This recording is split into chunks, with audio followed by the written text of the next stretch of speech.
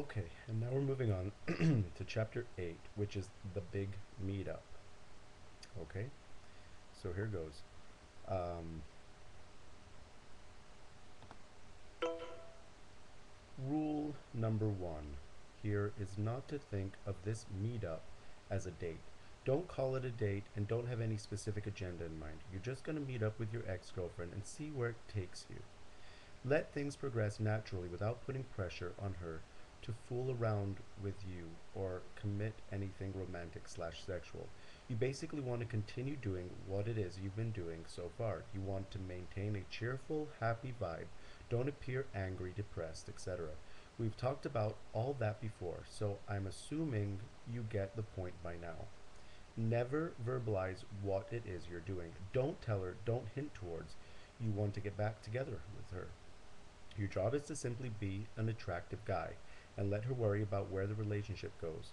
When you start pulling her in and actively trying to get her to date you again, she will naturally push you away. Ideally, you want her pulling you in, chasing you. Arguments and disagreements are a no no.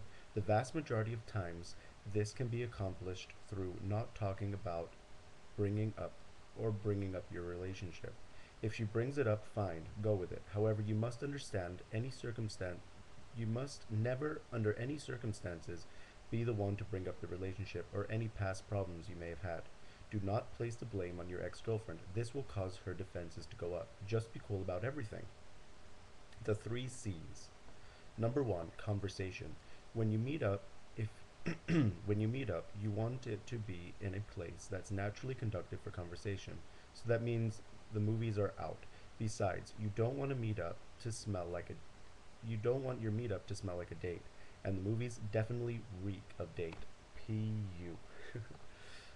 Being able to converse is an important part of this conductive building of is important because it is conductive of building a connection. When you and your ex finally meet up, she's more than likely going to want to repair the lost connection and bridge the gap you created with no contact. Convenient. It must be convenient for the both of you, especially for you. You don't want to demonstrate that you're going out of your way to accommodate her. That's a pretty big pull, and the one you want to avoid at all costs. Cheap. You don't want it to cost loads of money. This will put pressure on you to pay, especially if that's what you're used to doing. And that is again another big pull. Paying is a huge sign that says, I want to date you. Even if that's what you really want, you can't convey it until she herself brings it up. So the movies are a no no, dinner costs too much, and a vacation to Hawaii is definitely not convenient. So what does that leave? Shopping, my all time favorite, coffee, movie at your place or hers, another favorite of mine. If at all possible, make sure the location is conducive of a good time. When you add adventure into the equation, it really puts the power of the meetup after no contact on steroids. Trust me. The platonic vibe. Pay close attention to this. It is very important. As I mentioned in chapter 2, you will use a platonic vibe to sneak in under the radar and rebuild your lost attraction. A platonic vibe means you will hang out as though you are both old friends. Platonic means non-sexual. Friends. If she keeps if she seems skeptical about meeting up, you can always mention that you believe the breakup was for the best and you look forward to just being friends. Agreeing that the breakup was a good thing destroys her defenses and any resistance she may have to meeting you. You basically want to hang out with your ex-girlfriend. You basically want to hang out with your ex-girlfriend as friends while displaying the traits of an attractive man and ridding yourself of any negative traits you possessed in the past. Please refer back to chapter 1 of this and chapter 6, the Train Your Girlfriend manual, which I will be reading to you at a later date. Displaying these traits to your ex-girlfriend is absolutely critical, as it will rapidly rebuild attraction with her. Remember that your advantage lies in the fact that you and your ex already have a strong connection. Another guy cannot just swoop in and build a massive amounts of comfort and or connection with her This is why I say you should not worry about other men.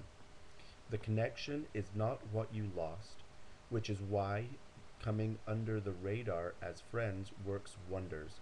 You lost attraction, and that is what you must focus on by displaying the traits discussed back in chapter 1. Note, agreeing that the breakup was for the best is one of the best things you can do. Try saying something along the lines of, I just wanted to tell you you were right. The breakup was for the best. It'd really be a shame to throw away our friendship, though. Be the guy in command. You know that women are heavily attracted to men who lead. This is why you have to have a general plan of action when you meet up. Don't just ask her what she wants to do, but instead you already know. That doesn't mean you have to plan out every little detail. Just know where you're going and you're both going to get and how you're both going to get there, etc. Be the guy in command.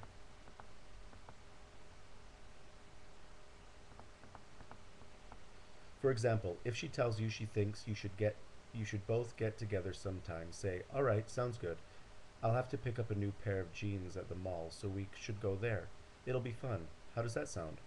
She'll likely agree, at which point you can always tell her you'll pick her up at a specific time. You recommend a time that's good for you. If she's busy and that particular time doesn't work for her, recommend another time that's good for the both of you. Be accommodating, but not overly so. You don't want to come across as though you would like to see her again, but you're not desperate to see her. Pick her up, drive to the mall, lead her into a few different stores, joke around and have a fun time together. Talk about upbeat, fun, positive things.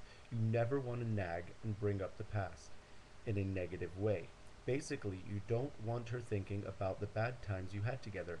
If you could manage to leave out the bad, if you can manage to leave the bad out, she'll automatically only focus on the good. And then we're moving on to chapter 9. Potent 3-step seduction blueprint. Okay, now this should be good. Believe it or not, the reason you got lucky with your girlfriend the first time and landed all those dates, which eventually led to a relationship, is because of the way in which you presented yourself to her. It was how you subconsciously communicated all the traits we talked about in the above chapters.